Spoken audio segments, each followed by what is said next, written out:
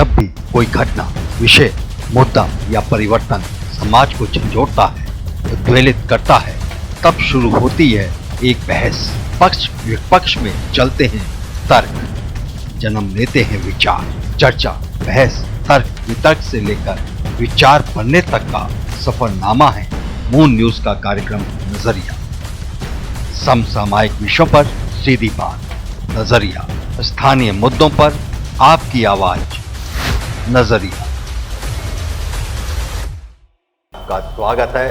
विगत दिनों से हम चर्चा कर रहे थे आम बजट 2023-24 जो कि मोदी सरकार के लोकसभा चुनाव से पहले का आखिरी पूर्ण बजट है। उस पर विभिन्न वर्गों की क्या अपेक्षाएं हैं, क्या दुश्चिंताएं हैं। अब जबकि वित्त मंत्री की रिपोर्ट का खुलासा हो गया है और 140 करोड़ परीक्षकों ने उस पर अपनी टिप्पणियां की हैं, और इस पर इस आम बजट पे क्या प्रतिक्रिया है, अर्थ विशेषज्ञों की क्या राय रखते हैं, वो देश की अर्थव्यवस्था को कितना गतिशील करेगा, इस सब पर चर्चा होगी हमारे खास कार्यक्रम अर्थचक्र सुनो सरकार में। और इस कार्यक्रम के संयोजक नितेश गुप्ता जो कि Indian chartered accountant association Agra शाखा के पूर्व अध्यक्ष रहे हैं, साथ ही सरकार की विभिन्न नीतियों और योजनाओं का विभिन्न मंचों पर आप उसका जानकारी देते आए हैं। मैं कार्यक्रम सौंपता हूं नितेश जी को। बहुत बहुत धन्यवाद दीक्षित जी। और जैसा हम लोगों को जानकारी में है, दर्शकों की जानकारी में है कि आज बजट जो है वो फाइनेंस मिनिस्टर ने फ्लोर ऑफ द हाउस पर उसको अनाउंस किया। तो इस पूरे पैनल, आज एक अच्छा पैनल है हम लोगों के साथ में इस पर चर्चा करने के लिए। तो पहले पैनल का परिचय करवाता हूँ मैं। तो हमारे साथ में काफ़ी वरिष्ठ चार्टर्ड अकाउंटेंट हैं सीए सर्वेश कुमार वाजपेयी जी, उसके साथ में है प्रमोद चौहान जी जो कि काफ़ी अच्छा एक्सपीरियंस है प्रमोद चौहान जी को। मेरे साथ में है मनोज खुराना जी जो आपका टैक्स पर एक्सपर्टीज़ है, और मेरे साथ में है सीए सक्षम अग्रवाल जो आप एक यूथ चार्टर्ड युवा चार्टर्ड अकाउंटेंट हैं और आप अपना एक स्टार्टअप रन कर रहे हैं jobas.com से, जो कि एजुकेशनल एक्टिविटीज़ और जॉब रिलेटेड एक्टिविटीज़ का एक पोर्टल है। तो ये एक खास पैनल है हम लोगों के साथ में जो एक बहुत एक्सपीरियंस्ड और काफ़ी अच्छी जानकारी दर्शकों के साथ में आज साझा करेंगे। बजट को बहुत छोटे छोटे पॉइंट्स में हम लोग आप सबके लिए उसको कोशिश करेंगे कि उसको डिकोड करने की सिंपल लैंग्वेज में। तो मैं आगे के लिए बिल्कुल आपने सही कहा नितेश जी। बात करते हैं, सबसे पहले शुरुआत करते हैं सर्वेश जी के। सर्वेश जी, वित्त मंत्री ने कहा है कि 2014 के बाद केंद्र सरकार की नीतियों के कारण लोगों के जीवन स्तर में सुधार आया है और प्रति व्यक्ति आय दुगनी होकर 1.97 लाख करोड़ तक पहुंच गई है। वहीं अब भारत दुनिया की 5वीं सबसे बड़ी अर्थव्यवस्था बन चुका है। अब ये जो आम बजट आया है इस पे आपकी क्या प्रतिक्रिया है, कितनी गतिशील रहेगी भारतीय अर्थव्यवस्था? मुझे लगता है कि आज जो बजट दिया गया है, प्रस्तुत किया है, इसमें लगभग हर क्षेत्र को टच किया गया है। चाहे मिडिल क्लास हो, उसको इनकम टैक्स की रिबेट को लेकर के हो, इंफ्रास्ट्रक्चर हो जो सबसे ज़्यादा रोजगार पैदा करेगा, कैपिटल एक्सपेंडिचर पे 10 लाख करोड़ का बजट रखा गया है।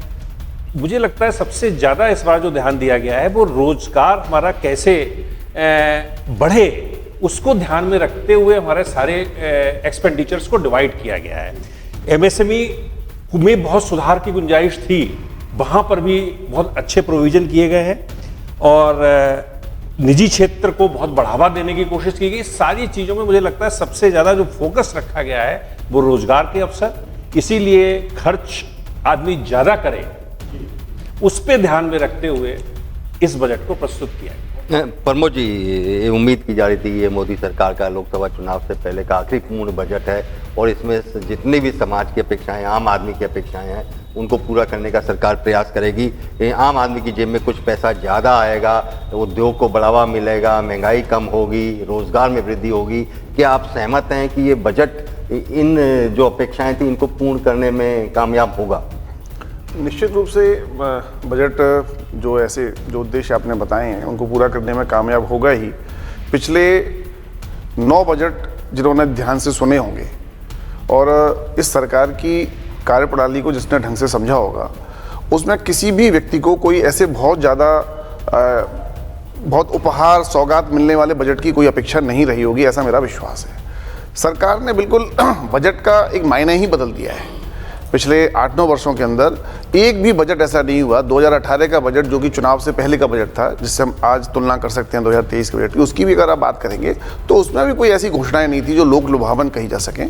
लेकिन सरकार ने बजट को उसी हिसाब से बनाना जो देश को आगे ले जा सके, और समय समय पर जब जैसी आवश्यकता है समाज को, जनता को, देश के युवाओं को, किसानों को, महिलाओं को, अनुसूचित जाति जनजाति के पिछड़े लोगों को, दलित लोगों को, वो सब योजनाएं समय समय पर उन्होंने घोषित की हैं। हम सबके ध्यान में है, चाहे वो जनधन योजना हो, जनधन खाता खोलने की बात हो, या शौचालय बनाने की बात हो, या अपने जो है कोविड वैक्सीनेशन की बात हो, LPG कनेक्शन की बात हो, अन्न धन योजना हो। समय समय पर जब जो जिसको जरूरत पड़ी वो बिना बजट के भी गवर्नमेंट उसे अनाउंस करती रही है, चाहे वो किसान सम्मान निधि हो। तो उसको लेकर कोई बजट का ही इंतजार करना है, एक एनुअल रिचुअल बनाना है, ये सरकार ने परंपरा तोड़ी है। इसलिए मुझे लगता है कि पहले से ही बहुत सारी ऐसी समर्थ योजनाएं चल रही हैं, और आगे भी जहां जो आवश्यकता होगी सरकार उन्हें लेके आएगी। तो मुझे लगता है कि बजट बिल्कुल एकदम संतुलित है और अपनी अपेक्षाओं को, समाज की अपेक्षाओं को पूरा करने जी जी जी मनोज जी, आपसे जानना चाहेंगे, आप टैक्स विशेषज्ञ हैं, तो एक्सपर्ट हैं, एक आम आदमी की जो आज बजट में आया है और विशेषकर इनकम टैक्स के विषय में कि 7 लाख तक कोई आयकर नहीं देना होगा, उसमें मैं भी शामिल हूँ। वहीं एक आता है कि 3 लाख से ऊपर 5% देना होगा, तो ये क्या है, जरा उसका आप खुलासा करें आम आदमी के नज़र से। अगर हम पिछली बार की बात करें तो सरकार ने 5 लाख रुपए की लिमिट बनाई थी कि 5 लाख तक आपको टैक्स नहीं देना पड़ेगा। सच्चाई यह है कि 5 लाख की लिमिट नहीं है, 5 लाख रुपए तक आपको टैक्स नहीं देना पड़ेगा, ये वहाँ पर विषय था। अब उस लिमिट को 7 लाख कर दिया है, जिसे हम बार बार लिमिट शब्द यूज़ कर रहे हैं, वो लिमिट वर्ड नहीं है, बस इतना है कि 7 लाख रुपए तक आपको टैक्स नहीं देना है। लेकिन 7 लाख रुपए से जैसे ही आपकी इनकम 1 रुपये भी ऊपर होगी तो आपका जो टैक्स स्लैब होगा, जिसे हम अब लिमिट कह रहे हैं, वो 3 लाख रुपए होगा। मतलब 3 लाख रुपए से आपको टैक्स देना प्रारंभ करना पड़ेगा। लेकिन क्योंकि बहुत सारे लोग 7 लाख रुपए से नीचे श्रेणी में आते हैं, तो निश्चित रूप से उन सबको बहुत ज़्यादा बेनिफिट मिलने वाला है जो 7 लाख से कम कमाते हैं। लेकिन 7 लाख से ऊपर आपको 3 लाख रुपए से ही टैक्स देना पड़ेगा। आपको बीच में टोक रहा हूँ मनोज जी, जैसे मेरी 50,000 रुपये महीना आमदनी है, यानी 6 लाख रुपए बैठते हैं मेरे साल के, निश्चित तो रूप से मेरी क्या स्थिति रहने वाली? निश्चित रूप से 6 लाख रुपए आपकी आमदनी है, आपके ऊपर कोई टैक्स नहीं लगने वाला किसी भी तरह का। चाहे आप ATC यानी कि जो नया टैक्स रिजीम है उसमें आपको ये बेनिफिट भी नहीं मिलने वाले कि आपने LIC ले ली या और कुछ ले लिया, तो वो भी बेनिफिट नहीं मिलने वाले। लेकिन निश्चित रूप से एक और इसमें बेनिफिट दिया जो पिछली बार नहीं था। वेतन भोगियों को 50,000 रुपए की जो छूट थी नए टैक्स रिजीम में, वो सब नहीं था। लेकिन इस बार उन्होंने फिर से सिर्फ वेतन भोगियों के लिए 50,000 की अतिरिक्त छूट देके ये 7.5 लाख रुपए करने का विचार है।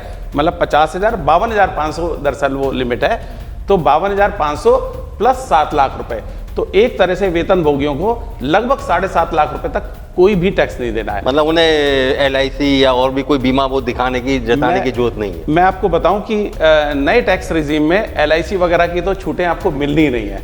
तो पहले अभी आज की डेट में सरकार ने दोनों तरह के प्रोविजन आपके सामने रखे हैं। आप पुराने टैक्स रिजीम से भी पैसा टैक्स दे सकते हो और नए टैक्स रिजीम से भी दे सकते हो। पुराने टैक्स रिजीम में आपको LIC वगैरह का जो ATC में बेनिफिट मिलता है वो मिलता रहेगा, लेकिन बाय डिफॉल्ट जो आपको चुनाव करना है वो नए टैक्स रिजीम में करना है, जिसमें आपको LIC वगैरह की छूट नहीं मिलेगी। 7 लाख तक आपको कोई टैक्स नहीं लगेगा। 7 लाख से ऊपर जब प्रारंभ होगा तो आपको शुरू में 3 से 6 लाख तक 5%, उसके बाद 10%, उसके बाद 15%, 20% और 25% का स्लैब उन्होंने हटा दिया है। मैक्सिमम 30% का स्लैब कर दिया है। एक छोटी सी बात और बताऊं, मैक्सिमम टैक्स स्लैब जो इंडिया में अभी था 37% के सरचार्ज थे, वो टोटल मिला के 42-43% टैक्स बैठता था, जो पूरे वर्ल्ड में हमारा 2nd या 3rd लार्जेस्ट था। तो यहाँ भी वित्त मंत्री ने ध्यान दिया है कि उसको 40% से ऊपर ना जाए, तो 37% के सरचार्ज को 25% सरचार्ज कर दिया है, ताकि वो टोटल टैक्स स्लैब 40% से नीचे आए। ये भी एक बहुत स्वागत योग्य कदम है।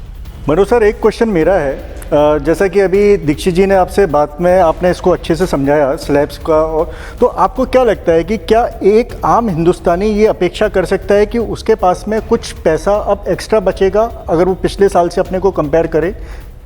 निश्चित रूप से रितेश जी, मैंने लगभग सारे जो भी किसी भी लेवल पे टैक्स में बैठा है, मिनिमम 10 से 15 हज़ार रुपये उसको टैक्स की बचत होगी, और लगभग 50 लाख रुपए तक उसका टैक्स उसकी जेब में आएगा। और उसके बाद क्योंकि सरचार्ज हटा दिया है, वहाँ भी एक कर में बहुत बड़ी रियायत मिलने वाली है। जो 37% के सरचार्ज आते थे वो 25% के रह जाएंगे। इसका मतलब ये है कि लगभग प्रत्येक व्यक्ति की जेब में कुछ अतिरिक्त मनी आने वाली है। सक्षम जी सर, एक बात जो हुआ, अगर जो आपने प्रश्न पूछा हुआ मनोज जी से, तो आप ऐसा मान के चलिए कि आज जो युवा वर्ग हो, चाहे एक 25-30 वर्ष से नौकरी कर चुका हुआ व्यक्ति हो, वो सामान्यतः 1 लाख रुपए प्रति माह के सैलरी बैंड में आता है। 1 लाख 10,000, 20,000, 1.25 लाख। तो एक मोटा मोटा अगर आप मान लें कि जो मेजॉरिटी सैलरीड पर्सनस है वो अगर 15 लाख रुपए तक इनकम उसकी चल रही है, तो 15 लाख रुपए वाले को लगभग 3,000 रुपए महीने का फायदा होने वाला है। 37,500 के लगभग उसको टैक्स के कारण से बेनिफिट मिलने वाला है। 3,000 रुपए महीने का डायरेक्ट बेनिफिट आप इसे कह सकते हैं। में तो गवर्नमेंट ये न्यू रिजीम लाके LIC वगैरह पॉलिसी की डिडक्शन हटा रही है, तो कहीं ना कहीं डिस्करेज नहीं कर रही पब्लिक को, जो यूथ है उसको इन्वेस्टमेंट करने से इस डोमेन में। तो ऐसा गवर्नमेंट क्यों चाहेगी? तो न्यू रिजीम में उन्होंने ये डिडक्शंस क्यों नहीं डाली हैं? इसमें मैं आपको थोड़ा सा बताऊं तो मेरी समझ में आया कि सोशल सिक्योरिटी को लेकर के बहुत मंचों से बहस हुई कि गवर्नमेंट इसको डिस्करेज कर रही है सेविंग को, और नया आ रहा है। इसमें जो हमारी समझ में आया उसमें 2-3 पॉइंट बहुत इंपॉर्टेंट हैं। पहला पॉइंट तो ये है कि जो गवर्नमेंट के पास में PPF और NSC को लेकर के पैसा आता था, यहाँ पर गवर्नमेंट को डेफिसिट बढ़ रही थी, गवर्नमेंट के ऊपर बर्डन बढ़ रहा था, इंटरेस्ट बर्डन। एक तो उसको डिस्करेज करने वाली बात थी। सेकेंडरी गवर्नमेंट का जो एस्पेक्ट है, मैं इसका पूरा कर दूं, जो एस्पेक्ट है गवर्नमेंट चाहती है कि आज की डेट में हम नीचे वर्ग की बात नहीं कर रहे। नीचे वर्ग तो 7 लाख से नीचे आ गया, उसके ऊपर तो कोई टैक्स ही नहीं है। जो 7 लाख से ऊपर है, आजकल जो हमारा युवा वर्ग है अच्छे पैकेजेस ले रहा है, तो क्या देखने में आ रहा है कि वो बचत के माध्यम से जब काफी बचत कर लेते हैं तो 10-5 साल बाद वो काम करना बंद कर देते हैं। काम करना बंद कर देते हैं, वो कहते हैं हमारी आय तो हो रही है, हम उससे ही सेटिस्फाइड हैं। तो गवर्नमेंट नहीं चाहती है। गवर्नमेंट चाहती है ज्यादा से ज्यादा पैसा खर्च हो। जब खर्च होगा, व्यापार बढ़ेंगे, एम्प्लॉयमेंट बढ़ेगा, और गवर्नमेंट के पास GST के माध्यम से रेवेन्यू भी बढ़ेगा। और जब वो खर्च हो जाएंगे पैसे, तो कभी भी वो आइडियल नहीं बैठेगा। गवर्नमेंट की जो सोच जा रही है, जहां हम लोग सोच रहे हैं, जो हम लोगों ने इसको सोशल काफी किया, तो इस नतीजे पे पहुंचे हैं। आज हमारे ऑफिस में भी इस पे काफी चर्चा हुई। क्या इसका ये इंफ्लुएंस निकाला जाए कि सेविंग्स को हतोत्साहित किया जा रहा है? हतोत्साहित नहीं किया जा रहा है। गवर्नमेंट चाहती है कि आप कार्यशील रहें, एम्प्लॉयमेंट दें, ना कि एम्प्लॉयमेंट के लिए रहें। और इस समय सबसे ज्यादा जो समस्या है, देखिए हमारा गवर्नमेंट भी एक चुनावी रणनीति के तहत ही जाती है, तो आज का सबसे ज्यादा हमला सरकार पे हो रहा है बेरोजगारी है। उस बेरोजगारी को खत्म करने का जो रास्ता अपनाया है, उसके पीछे जो टैक्स रिजीम है, हम लोग जो सोचते हैं, अपनी को सोच थोड़ी बदलनी पड़ेगी। आज से अगर 2 साल पहले हम भी यही कहते थे कि प्रोत्साहन देना चाहिए और करना चाहिए, लेकिन धीरे धीरे जो गवर्नमेंट की मंशा समझ में आई, इसका हमने आपस में बैठकर डिस्कशन किया, तो इस मंशा में पहुंचे। कहीं ना कहीं उसका क्षेत्र ये है कि आदमी को कार्यशील बनाए रखेंगे, क्योंकि जो इंटेलिजेंट है वही रोजगार दे सकता है। मतलब ये कुल मिला के लबोलुबा भी है कि खूब कमाओ, खूब खर्च करो और ताकि अगर आपको 7% का ग्रोथ रेट प्राप्त करना है, तो डिमांड क्रिएट करनी पड़ेगी। 7% के ग्रोथ रेट पे जाना है तो आपको इंडस्ट्रियल डेवलपमेंट करना पड़ेगा। इंडस्ट्रियल डेवलपमेंट का होता है इंक्रीज प्रोडक्शन। अब प्रोडक्शन है तो उसका करना क्या है? उसे कंजम्पशन चाहिए। कंजम्पशन कैसे होगा? जब आपके हाथ में पैसा होगा। तो लिक्विडिटी चाहिए, मार्केट में लिक्विडिटी चाहिए, इसलिए इन्वेस्टमेंट। और देखिए क्या भारतीय समाज जो है ना, वो अपने आप कुछ भी कर लो, उसे कितना हतोत्साहित कर लो, वो कुछ ना कुछ सेव किए बगैर मानेगा नहीं। लेकिन जैसा कि अभी वाजपेयी जी ने बताया कि चाहे वो PPF का इश्यू हो, NSC का इश्यू हो, ऐसा ना हो कि हमारा बहुत बड़ा आइडल मनी। मैं ऐसे आगरा के ऐसे बहुत सारे मेरे क्लाइंट्स भी हैं, बहुत सारे मेरे परिचित मित्र रिश्तेदार भी हैं, जिनकी उम्र 70 साल प्लस हो चुकी है, अकाउंट में 5 करोड़ 7 करोड़ 8 करोड़ रुपए पड़े हुए हैं, उसे कोई खर्च करने वाला नहीं है, वो दाल रोटी पे जिंदा है। क्या फायदा है ऐसे पैसे का? बिल्कुल काम ही नहीं आ रहा ना, तिजोरी में बंद पैसा, चाहे वो बैंक अकाउंट में ही पड़ा है भले, लेकिन क्या किया आपने जीवन में? कोई मतलब नहीं। अब हम क्योंकि इस पर एक चर्चा कर रहे हैं वाजपेयी जी, क्योंकि आपने एक बहुत अच्छा पहलू उठाया और इसी से निकलता हुआ सवाल है ये। तो आप ऐसा भी तो मान के चलिए, जो PPF और NSC का जो आपने भी एग्जाम्पल दिया, तो ये पैसा भी तो प्रमोद जी आप भी अपनी राय रख सकते हैं इसके ऊपर कि ये पैसा भी तो सरकार जो है कहीं ना कहीं जो डिफरेंट स्कीम्स होती थी वहां पे डिप्लॉय करती थी, आइडल नहीं रहता था ये पैसा। नहीं, इसमें देखिए बात अभी वाजपेयी जी ने बताई ना, बहुत स्पष्ट, बहुत अच्छे से उन्होंने एक्सप्लेन किया कि हमें किसको आइडल रखना है, किसको इन्वेस्टमेंट के लिए, सेविंग के लिए एनकरेज करना है और किसको नहीं करना है। यूथ को मत करिए आप, यूथ को काम करने दीजिए, खर्च करने दीजिए, जीवन का आनंद लेने दीजिए। जो अब जैसे बुजुर्ग है, अब उन्होंने जो सीनियर सिटीजन सेविंग स्कीम थी वो 15 से 30 कर दी, उनको एनकरेज कर रहे हैं। महिला को जरूरत है 2 लाख रुपए के टैक्स बॉन्ड लेके आए, उनको सेविंग करने दीजिए ना। जो युवा है, जो कार्यशील है, वो तो काम करे ना ज्यादा से ज्यादा। 1-1 करोड़ 2-2 करोड़ के पैकेज पे लगे हुए नौजवान जो कि अमेरिका, यूएसए वापस आ गए, सब वापस आ गए। कहते करना क्या है पैसे का, अल्टीमेटली नीड है कितनी। जिनको यदि कोई इस तरह के शौक नहीं है, जिन हम सब जानते हैं किन चीजों में पैसा उड़ाया जा सकता है, जिनको पैसा उड़ाने का शौक नहीं है, वो फिर उनको लगता है 15 साल नौकरी करने के बाद, 20 साल नौकरी के बाद अब मैं क्या करूं, पैसे की ख्वाहिश पूरी हो गई जितनी थी मेरी, क्या खाएगा आदमी। तो वो आइडल हो जाता है, वो कोई अध्यात्म की तरफ जा रहा है, कोई और चीजों की तरफ जा रहा है। तो उनको कार्यशील बनाए रखना बहुत जरूरी है, क्योंकि वही आपकी कहना चाहिए कि ह्यूमन असेट है। अगर वो आइडल हो गई तो डेवलपमेंट रुक जाएगा, ग्रोथ रुक जाएगी। वाजपेयी जी और प्रमोद जी ने समझाया। सक्षम, आप जो है क्योंकि युवा वर्ग को रिप्रेजेंट कर रहे हैं, तो आपसे एक सवाल है, टूरिज्म को लेके मतलब गवर्नमेंट का काफ़ी फोकस रहा, और देश देखो ये उन्होंने एक थीम दिया इस बजट में। तो इस देश देखो में उन्होंने ऐसा कहा कि हम 50 लोकेशंस को आइडेंटिफाई करेंगे, उनको इंफ्रास्ट्रक्चर और टूरिज्म पॉइंट ऑफ व्यू से इंफ्रास्ट्रक्चर को स्ट्रेंथन करेंगे। तो इसको आप किस नज़रिए से देखते हैं? देखिए, टूरिज्म सेक्टर अभी कोविड के बाद टूरिज्म सेक्टर अभी भी काफ़ी हद तक रिकवर नहीं किया है। अभी मेरे ऑफिस में एक है जिसके फादर टूरिज्म इंडस्ट्री में, तो उनका कहना है कि ऑन पेपर्स तो हमें ये लग रहा है कि कोविड के बाद काफ़ी तेज़ रिकवरी हुई है, बट सच्चाई यही है कि 2019 के जो लेवल्स हैं वो भी इंडिया में आसपास नहीं आए हैं। तो गवर्नमेंट को एक्स्ट्रा मेजर्स लेने पड़ेंगे, कहीं ना कहीं एक्स्ट्रा मेजर्स लेने पड़ेंगे जिससे कि टूरिज्म इंडस्ट्री को प्रमोट करें। गवर्नमेंट सिर्फ 1 या 2 सेक्टर में काम नहीं कर सकती लॉन्ग टाइम तक, हमें 4 और 5 सेक्टर्स को पकड़ के चलना पड़ेगा। देखिए, चाइना +1 की स्ट्रेटेजी के बारे में हम लोग सब जा रहे हैं, इंडिया काम कर रहा है, PLI स्कीम्स लॉन्च की है, मैन्युफैक्चरिंग हब बना रहे हैं, एप्पल से टाई अप किया है, आईफोन से यहाँ पे मैन्युफैक्चर करेंगे। गवर्नमेंट काम कर रहा है, इंफ्रास्ट्रक्चर पर दबा के काम कर रहा है, ठीक है। उसके साथ साथ गवर्नमेंट चाह रहा है कि 3 या 4 सेक्टर, IT सेक्टर में हम लोगों ने बहुत काम किया, इस समय IT सेक्टर ऑल्दो डाउन चल रहा है, बट IT सेक्टर पर भी बहुत काम किया। इंडिया का काफ़ी ज़्यादा मेजर रेवेन्यू जो फॉरेन इम्पोर्ट, जो हमारे पास रेमिटेंस आता है, वो हमारा IT सेक्टर से आता है। तो इसके साथ साथ गवर्नमेंट 3 या 4-5 थीम पकड़ के चलना चाहती है जिससे कि हम और सेक्टर में भी काम करें।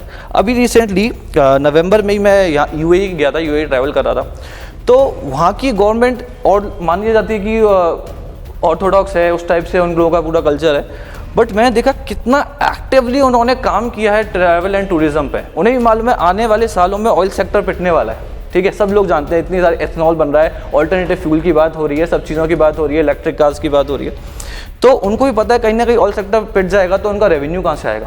तो इतनी प्रोएक्टिव गवर्नमेंट है कि उसने इतना तेजी से काम किया टूरिज्म इंडस्ट्री में कि अभी मेजर सोर्स ऑफ रेवेन्यू उनका टूरिज्म इंडस्ट्री बनता जा रहा है। तो इसी को कंसिडर करते हुए गवर्नमेंट काम कर रही है, बट हाँ यही है कि सिर्फ कागज़ों से ज़्यादा बात हो के रियल लेवल पे हो, ग्राउंड लेवल पे हो और चीज़ें पर काम किया जाए तो डेफिनेटली टूरिज्म सेक्टर भी एक मेजर सोर्स ऑफ रेवेन्यू बन सकता है। गवर्नमेंट ने ये सोचा तो सही, राइट। उन 50 लोकेशन से एक तो फॉरेन करेंसी आएगी और वहां पर इंफ्रास्ट्रक्चर डेवलप होगा, और दूसरी बात गवर्नमेंट ने ये भी कहा, बजट में मैं सुन रहा था कि उस 50 जगह पर लॉ एंड ऑर्डर सिचुएशन भी ठीक करेंगे, क्योंकि फॉरेनर्स जब आएंगे तो वहां पर टूरिज्म अच्छा दिखाई दे तभी वो आ पाएंगे और फॉरेन करेंसी यहाँ पर खर्च कर पाएंगे। तो गवर्नमेंट का उद्देश्य इसमें एक चीज मैं आगरा के प्रोस्पेक्ट में जोड़ना चाहता हूँ जी जी कि टूरिज्म का नाम आता है, अगर देश भारतवर्ष में या बल्कि दुनिया में कहीं खड़े होकर टूरिज्म का नाम लेंगे तो आगरा के बिना चर्चा अधूरी रहेगी। तो ये इसमें 2 प्रोविजन ऐसे हैं इस बजट में। एक तो आपने जो 50 डेस्टिनेशंस इन चैलेंज मोड जो उन्होंने लिए हैं वो बताए, और एक जो यूनिटी मॉल बनाना है, ये दोनों आगरा के लिए अपॉर्चुनिटी है। अगर आगरा के जनप्रतिनिधि इस पे सकारात्मक रुख रखते हुए थोड़ा पहल कर लें तो देखिए, उन्होंने कहा है यूनिटी मॉल के लिए या तो स्टेट कैपिटल में बनाइए। यूनिटी मॉल क्या है? ये मैं बताता हूँ आपको। यूनिटी मॉल का मतलब क्या है कि एक स्थान पर उस प्रदेश के अंदर जितनी प्रकार के स्पेशलिस्ट विशेष उत्पाद हैं, पूरे प्रदेश को यूनिफाई करके पूरी प्रदेश की यूनिटी को दिखाते हुए सारे, जैसे कि उत्तर प्रदेश के अंदर 1 डिस्ट्रिक्ट 1 प्रोजेक्ट स्कीम चल रही थी, यानी 1 जिला 1 उत्पाद। अब उसको बढ़ा के उन्होंने 1 जिला 2 उत्पाद कर दिया था। अब 75 जिले हैं, 150 उत्पाद है, वो 150 के 150 स्पेसिफाइड उत्पाद, विशिष्ट उत्पाद है, वो एक मॉल के अंदर सेल हो सकें। अब उसमें उन्होंने कहा है कि या तो आप राज्य की राजधानी बनाइए उस यूनिटी मॉल को, या फिर जो प्रोमिनेंट टूरिस्ट प्लेस है उसमें बनाइए। आगरा के अंदर 50 लाख आदमी हर साल बाहर से आता है, ताजमहल देखने के लिए और टूरिस्ट प्लेसेस के लिए। तो आगरा से बढ़िया पूरे उत्तर प्रदेश के अंदर कोई जगह नहीं है जहां यूनिटी मॉल बन सकता है। शिल्पग्राम के अंदर जगह भी खाली पड़ी हुई है, वहाँ मल्टी लेवल पार्किंग बन रही है, लेकिन टू स्टार्ट विद वहाँ पर हम अगर वर्टिकल फॉर्म में जाएंगे तो वहाँ यूनिटी मॉल बन सकता है। ऐसी दूसरा जो 50 चैलेंजिंग डेस्टिनेशन बना हुआ है वो उसके पीछे पर्पज़ क्या है कि अब जैसे जो टूरिज्म डेस्टिनेशन पॉपुलर है वहाँ तो सारी इंफ्रास्ट्रक्चर फैसिलिटी है ऑलरेडी। अब उन्होंने कहा हम चैलेंज मोड में 50 डेस्टिनेशन और सेलेक्ट करेंगे और वहां पर हम सारा बिल्कुल फ्रॉम द स्क्रैच टू बिल्कुल एकदम मॉडर्न जीरो टू 10 हम उसे उसकी डेवलपमेंट करेंगे। वहां भी जैसे बटेश्वर जैसा हमारे पास जगह है, बटेश्वर को आप आज स्क्रैच लेवल पे मान सकते हैं। अगर उसको हम इस 50 चैलेंजेस में अगर शामिल करा पाए हमारे जनप्रतिनिधि तो आप सोचिए कितना बड़ा डेवलपमेंट हो जाएगा। ताजमहल के साथ साथ एक दिन रुककर वहां की बटेश्वर, पूरा चंबल, यमुना, इतना बड़ा टूरिज्म डेस्टिनेशन डेवलप हो जाए। एडवेंचर स्पोर्ट हो सकते हैं वहां पर, बहुत कुछ हो सकता है कि दोनों अगर टूरिज्म के हिसाब से देखें तो ऐसी घोषणाएं हैं। उसके पास कोई स्थान ही नहीं होता, ये दोनों एक दिन ताजमहल देके वापस जाना इसलिए एक तो 50 चैलेंजिंग डेस्टिनेशन में आगरा का सिलेक्शन हो जाए और यूनिटी मॉल आगरा में बने, ये यहाँ के जनप्रतिनिधि तो मतलब ये माना जाए ये 50 पर्यटन स्थलों की भी पहचान नहीं हुई है। जी जी बिल्कुल आइडेंटिफाई हो, ये जनप्रतिनिधि बिल्कुल रोड लगाएगा वो उसमें वो कर देंगे। बच्चे जी हम टूरिज्म को थोड़ा आगे बढ़ाते हैं क्योंकि टूरिज्म जो है वो सबके इंटरेस्ट का विषय है। तो टूरिज्म में अभी प्रमोद जी ने जिस बात को रखा कि आइडेंटिफिकेशन होना है 50 जगहों का, तो इसमें बजट स्पीच में साफ लिखा है कि मिडिल क्लास जो है उसका बहुत बड़ा रोल है और उससे एक आह्वान किया गया है कि आप इंटरनेशनल टूरिज्म को अवॉइड करते हुए कोशिश करिए कि अपने देश में ही आप टूरिज्म को प्रमोट करें। तो आपको इसके क्या दूरगामी जो रिजल्ट्स हैं वो क्या लगते हैं आपको? गवर्नमेंट की पूरा इस पे फोकस है आज की डेट में, बल्कि पिछले 8 साल से फोकस है। जो हमारा लोकल टूरिज्म है जो किसी न किसी वजह से पिछड़ा हुआ है, जैसे सपोज आगरा है, जैसे प्रमोद जी ने बताया कि 1 प्रोडक्ट 1 डिस्ट्रिक्ट, तो यहां पर वो क्या है उसको टूरिस्ट के साथ जोड़ना चाहते हैं। अब वो हर जगह स्टेट में आइडेंटिफाई होगा कि कौन सी जगह टूरिस्ट ज्यादा है। जी हमारा बिल्कुल सही का पॉलिटिकल लोग इसमें आप पहल कर सकते हैं। तो वो जब आइडेंटिफाई होगा तो ऑटोमेटिकली वहां पर हर चीज को वो एम्प्लॉयमेंट से इसमें जोड़ना चाहते हैं, ताकि किसी भी तरीके से अगर उस डिस्ट्रिक्ट में मॉल होगा वहां के कारीगर डेवलप होंगे, वहां पे इंफ्रास्ट्रक्चर डेवलपमेंट होगा। जब आप वो प्लेस बनाएंगे तो वहां के आपको कनेक्टिविटी जोड़नी पड़ेगी। जैसे सपोज अभी आगरा में एयरपोर्ट नहीं है, अगर वो सब करेंगे तो उसको कनेक्टिविटी को भी लाना पड़ेगा, क्योंकि अल्टीमेटली टूरिस्ट डेवलप तो कनेक्टिविटी के साथ होगा। तो जब सारी चीजें उस चीजों को जोड़ेंगे तब वहां पर इस समय क्या हो रहा है, मैक्सिमम लोग युवा वर्ग हो चाहे हमारे जैसे हो, इसमें फॉरेन डेस्टिनेशन को पहल मानते हैं कि हमारे पास अगर थोड़ा सा पैसा है तो हम विदेश घूमने जाएं, चाहे वो सिंगापुर जाएं, यूएस जाएं, ब्रिटेन जाएं। लेकिन इंडिया कह रही वो चीजें हमारे पास मौजूद हैं।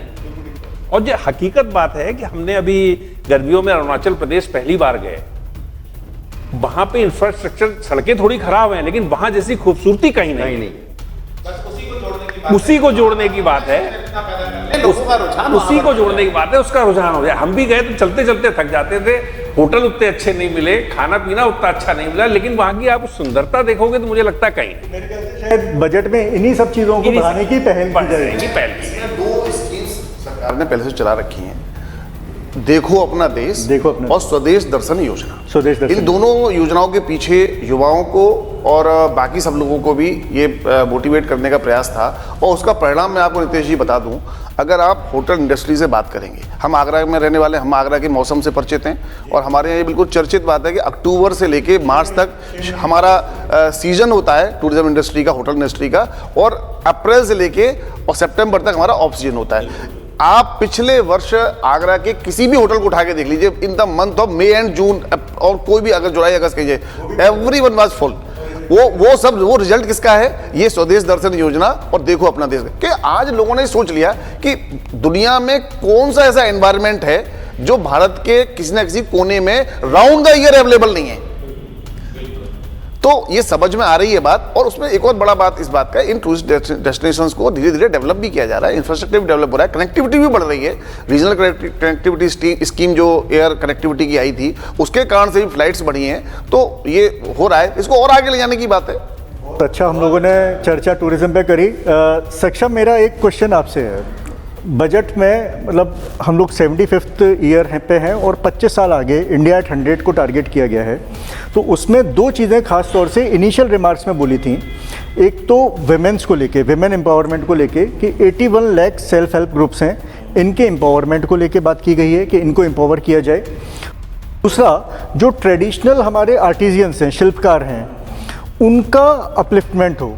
तो इन दोनों का आप किस तरीके से देखते हैं कि सरकार ने इन दोनों को सोचा और आने वाले 25 साल में सरकार ये चाहती है कि शायद सरकार को ऐसा लगा कि एक ऐसा तबका है जो कि निगलेक्टेड है कहीं ना कहीं, तो उसको प्रमोट करने के लिए आपका क्या विचार है इसके ऊपर? जितना मेरा मानना है, गवर्नमेंट चाहती है कि जो ऊपरी लेवल पे काम करे, जैसे कि हम लोग सब जानते हैं कैपिटल एक्सपेंडिचर पे काफ़ी ज़्यादा इस बार खर्चा किया। 2014 से लेकर अब तक की बात करें तो 400% कैपिटल एक्सपेंडिचर का इंक्रीज़ है, 2.5 लाख करोड़ से अब 10 लाख करोड़ का। तो ऊपरी के साथ साथ गवर्नमेंट चाहती है थोड़ा ग्राउंड लेवल पे भी काम हो, जिससे कि जो डिमांड और जो डेवलपमेंट हो रहा है वो ग्राउंड, जो सप्तऋषि की जो इनकी साथ की थीम है, उसमें एक थीम का ये भी है कि सबका इन्वॉल्वमेंट हो, इंक्लूसिव डेवलपमेंट, सब लोग से, यही नहीं कि हाँ सबका सब विकास, कि ये ना हो सिर्फ कुछ सेक्शन ऐसा पीछे रह जाए जिसपे हम लोग काम ही ना करें। तो उसको कंसिडर करते हुए गवर्नमेंट ने कहा कि ठीक है, हम लोग बात कर रहे हैं एआई की, आर्टिफिशियल इंटेलिजेंस की, रोबोटिक्स की, कोडिंग की, बट ये तो सब मीडियम टू हाई लेवल की बात हो गई ना, जो मतलब इस लेवल पे पहुंच चुका है, जो सोच सकते हैं कि हम हमारे बच्चे ये पढ़ेंगे। बट एक सेक्शन ऐसा भी है जो इससे बहुत ज़्यादा पीछे है, और अगर उस पर आज काम नहीं हुआ तो आने वाले 5 या 10 साल में और वो पीछे होता चला जाएगा, और ये चीज़ बहुत आगे निकल जाएगी। एक तरफ इंडिया दिखाई देगा आर्टिफिशियल इंटेलिजेंस में सुपर पावर, एक तरफ दिखाई देगा जिसको कुछ नहीं पता, जिसको बेसिक यूपीआई आप भी यूज़ करना नहीं आता।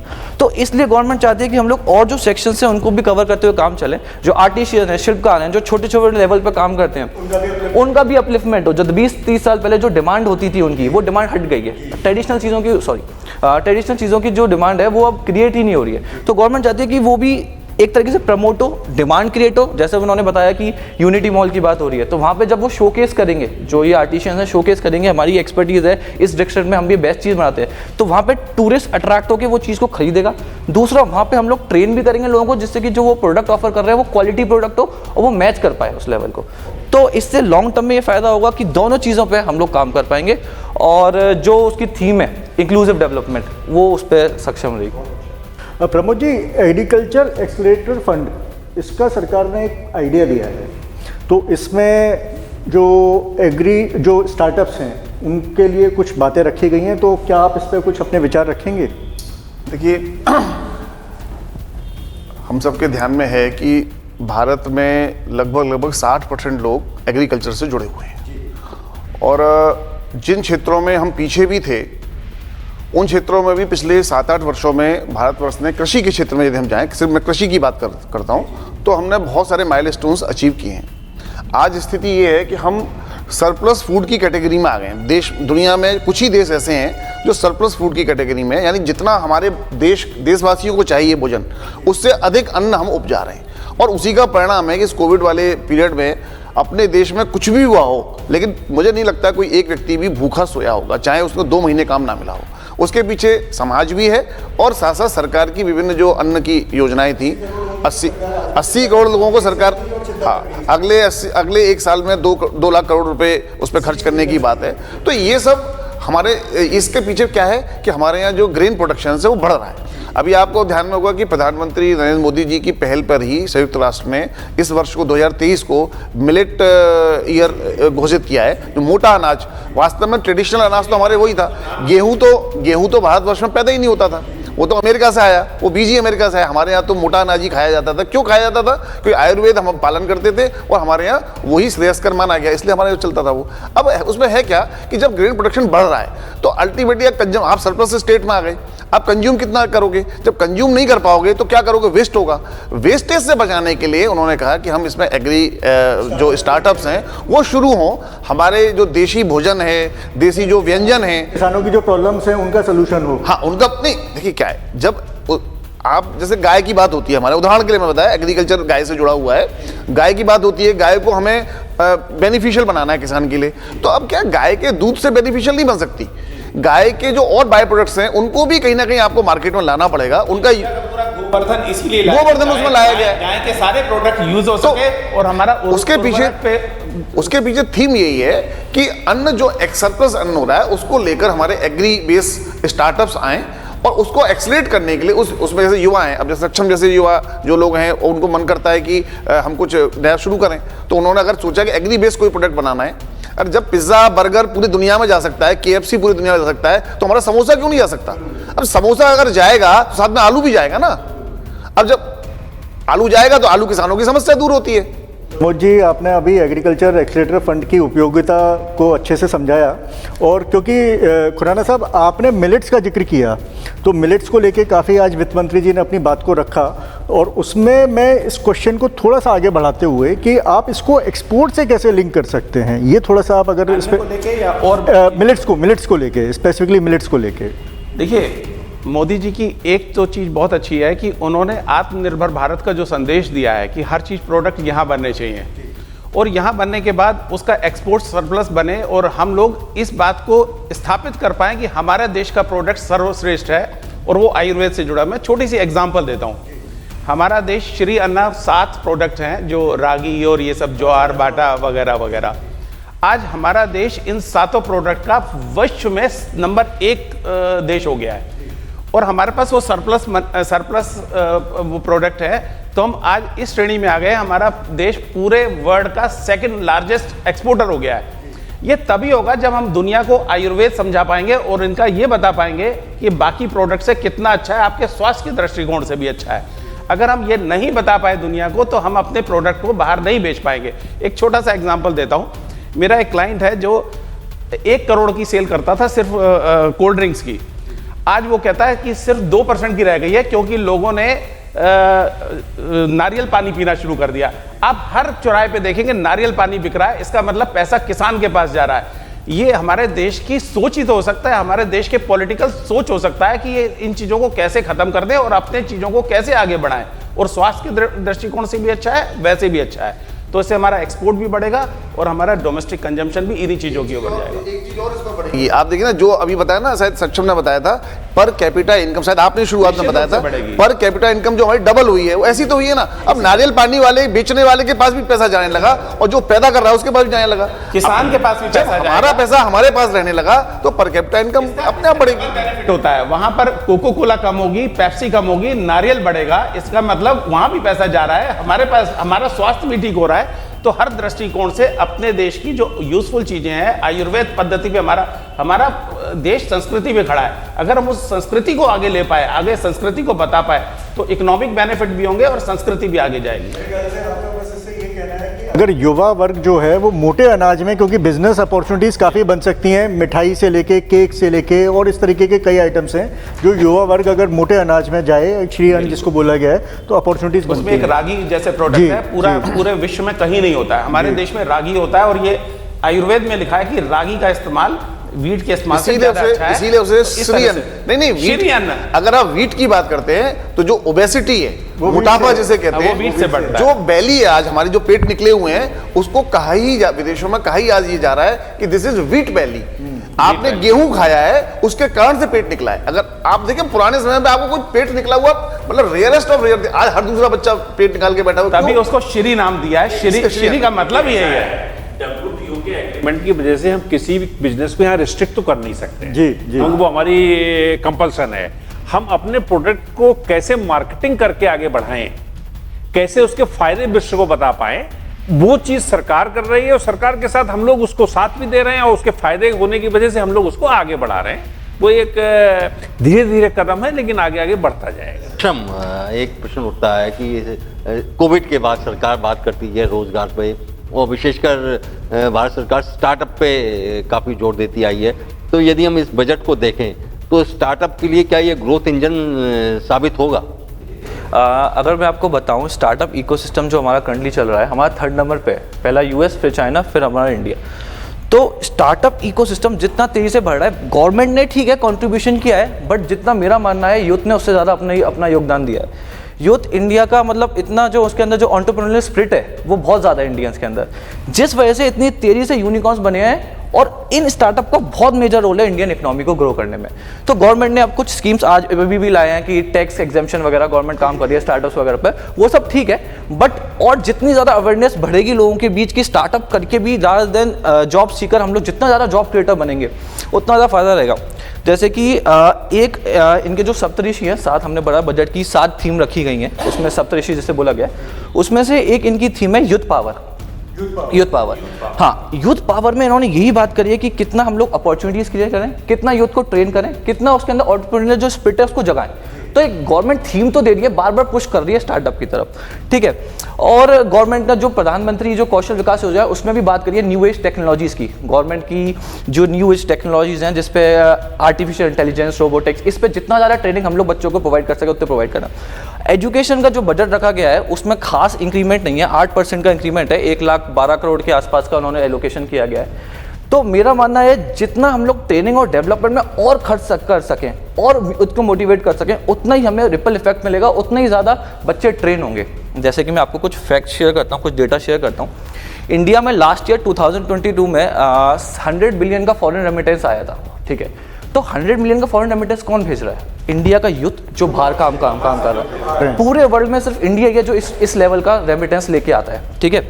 उसमें क्या मेजर पोर्शन जो रहता है अनस्किल का रहता है, ठीक है। स्किल का भी धीरे धीरे तेजी से बढ़ रहा है, जितना हम स्किल लेबर एक्सपोर्ट कर रहे हैं। स्किल लेबर यानी जो बंदा आर्टिफिशियल इंटेलिजेंस जाता है, फेसबुक में जाके यूएस में काम कर रहा है, उस टाइप का कोडर है, मेटा में काम कर रहा है, ठीक है।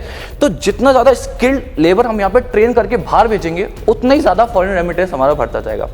दूसरा साइड ये सोचता है कि इस तरीके से क्या हो रहा है, हमारा ब्रेन ड्रेन हो रहा है, इसको ब्रेन ड्रेन बोलते हैं। इस पर मैंने रिसेंटली एक आर्टिकल भी लिखा है कि क्या हमें फॉरेन रेमिटेंस मिल रही है या हमारा जो ब्रेन है, स्मार्ट ब्रेन, वो विदेश जा रहा है। अगर यहाँ पर लगे तो ज़्यादा यूटिलाइज कर पाएंगे, हम लोग एक्सपोर्ट करेंगे। बट मेरा मानना ये है, इंडिया पे बहुत पॉपुलेशन है, बहुत यूथ है। अगर हम वेस्टर्न की बात करें, कनाडा की बात करें, हम लोग चाइना की बात करें, अगर हम लोग जापान की बात करें, ये स्ट्रगल कर रहे हैं, इनके पास यंग पॉपुलेशन नहीं है काम करने के लिए। मीडियन एज इनकी 40-40, 50-50 तक मीडियन एज पहुंच गई। इंडिया की जो 30 के आसपास है मीडियन एज। तो मेरा मानना है हम पे बहुत यूथ है, ऐसा कोई कमी नहीं हो रही, ब्रेन ड्रेन कुछ नहीं हो रहा। आप सबको ट्रेन करो, लेटेस्ट टेक्नोलॉजीज की बात करो, आर्टिफिशियल कोडिंग, रोबोटिक्स, और भी जितनी लेटेस्ट टेक्नोलॉजी, फिनटेक, जितनी ज़्यादा ट्रेनिंग प्रोवाइड कर सो प्रोवाइड करो। हमारे पास बाहर एक्सपोर्ट करने के लिए बच्चा बहुत है, यहाँ काम करने के लिए भी बच्चा बहुत है। और इससे फॉरेन रेमिटेंस तो हमारा बढ़ेगा ही, जो हमारा करंट अकाउंट डेफिसिट है उसको मीट आउट करने में हेल्प करेगा ही करेगा। इसके साथ साथ जो अगला फेसबुक होगा, अगला मेटा होगा, अगला माइक्रोसॉफ्ट होगा, वो इंडिया से बनेगा। और यही ग्लोबल जायंट्स हैं जो कंट्री को, इकोनॉमी को इतना बड़ा बनाते हैं। एक टाइम पे ये मेटा और जो फेसबुक है, गूगल है, ये भी तो स्टार्टअप्स थे, आज ये जायंट है, सिर्फ अपने देश को नहीं पूरे वर्ल्ड को लीड करते हैं। इसमें आपने, क्योंकि स्टार्टअप्स पे हम लोग डिस्कशन कर रहे हैं आपसे, तो ऑल्दो बजट से रिलेटेड नहीं है, क्योंकि एक टॉपिक है जो हॉट टॉपिक है हमेशा, और टॉक ऑफ द टाउन जिसको बोलते हैं। तो स्टार्टअप्स के 2 कंसर्न इस वक्त बहुत बड़े हो रहे हैं। एक तो फंडिंग ना मिलना, और फंडिंग ना मिलने का जो इम्पैक्ट है वो जॉब्स का ले ऑफ। तो इसको आप किस तरीके से देखते हो, और क्या लगता है आपको कि आने वाले समय में क्या इसमें इम्प्रूवमेंट पॉसिबल है इसमें? मेरा मानना है ये थोड़ा टेम्पररी है, एक सीजन चलता है, ठीक है। 2010 से हमने स्टार्टअप वर्ल्ड का मतलब एक स्टार्ट देखा, एक पुश देखा, हमने देखा फ्लिपकार्ट को बनते हुए, ठीक है। हम लोगों ने देखा ओला को आते हुए, हमने इंडिया से स्टार्टअप यहाँ 2010 से एक ट्रेंड शुरू हुआ। 2015, 16, 17, 18 आते आते इतना इजी हो गया था कि आप पे थोड़ा सा भी एक अच्छा आइडिया है और थोड़ी सी भी आपका क्वालिफिकेशन बैकग्राउंड है और आप पिच कर सकते हो, आपको फंडिंग बहुत इजीली अवेलेबल हो रही थी, ठीक है। बट इस चक्कर में क्या हुआ, एक फोमो क्रिएट हुआ इन्वेस्टर्स के दिमाग में, FOMO, fear of missing out.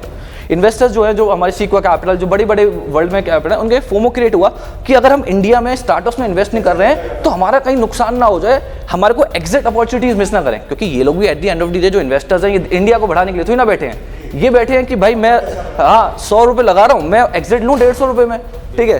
तो जिस तरीके से इन्होंने एक फोमो क्रिएट हुआ, बहुत फंडिंग आई, बहुत इन्वेस्टमेंट हुआ। बट कुछ स्टार्टअप्स ऐसे, सबकी बात नहीं करूंगा, इंडिया में सब बहुत अच्छा काम कर रहे हैं, बट कुछ स्टार्टअप्स ऐसे हैं जो जायंट्स हैं, उतना अच्छे से काम नहीं करते, उनके फंडामेंटल्स इतने स्ट्रांग नहीं थे, उनका विजन नहीं था कि प्रॉफिटेबल बनाने का, फिर भी उन्हें बहुत हाई अमाउंट में, ह्यूज अमाउंट में फंडिंग मिली।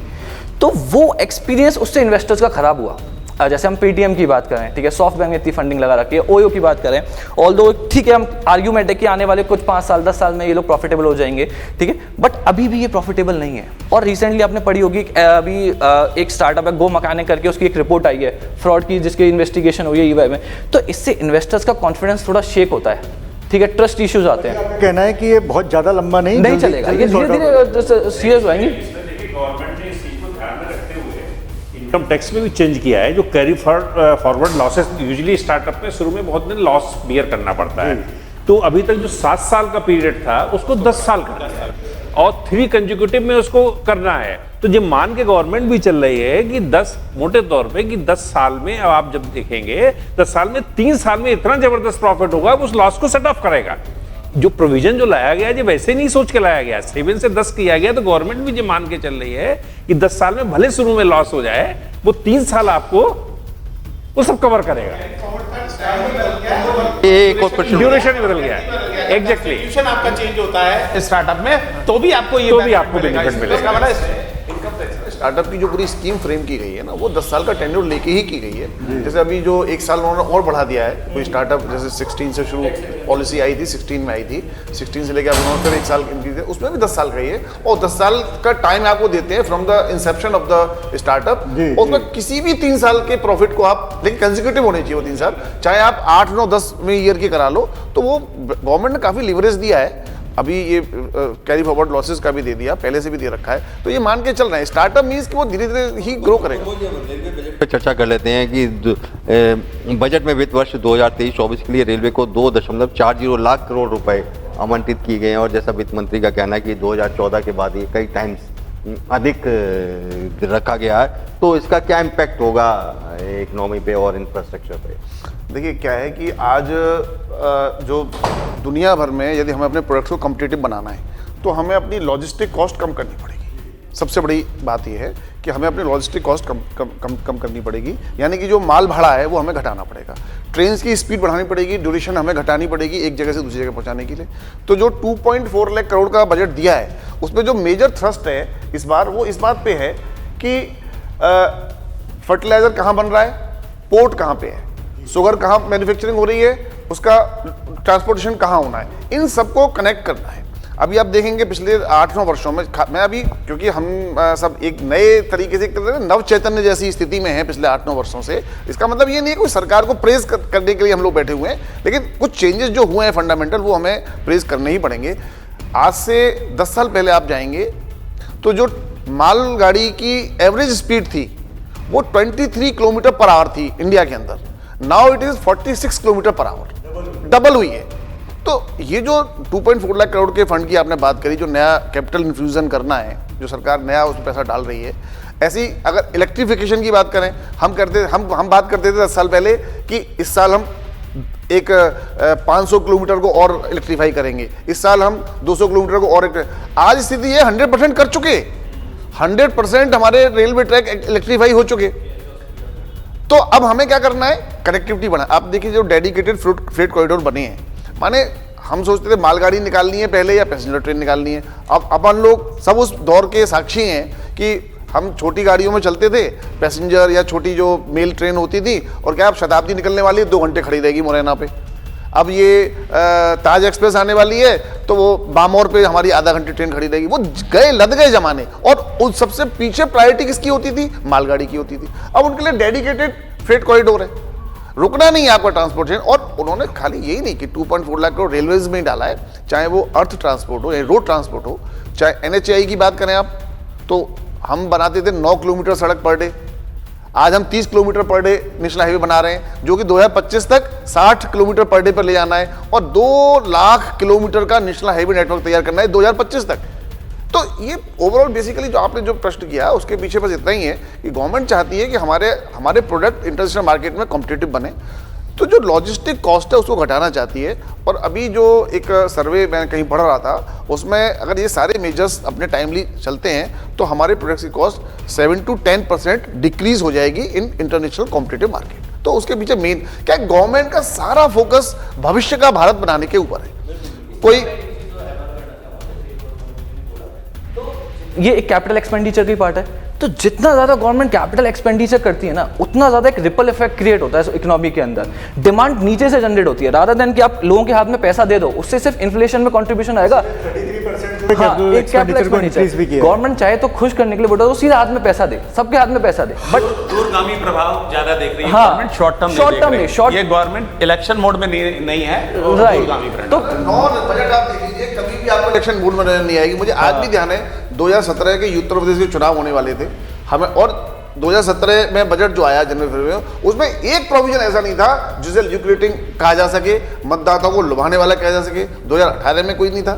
डिमोनेटाइजेशन बिल्कुल सही कहा। हमारे सीनियर चार्टर्ड अकाउंटेंट्स और अनुभवी अर्थ विशेषज्ञों की राय है कि दूरगामी प्रभाव वाला है ये आम बजट और भविष्य के भारत का निर्माण करने वाला है ये आम बजट। आप सब लोग हमारे स्टूडियो में आए, आपका बहुत बहुत आभार। शीघ्र ही आपसे फिर मिलेंगे कुछ और अर्थ विशेषज्ञों के साथ। तब तक के लिए आज्ञा दीजिए, नमस्कार।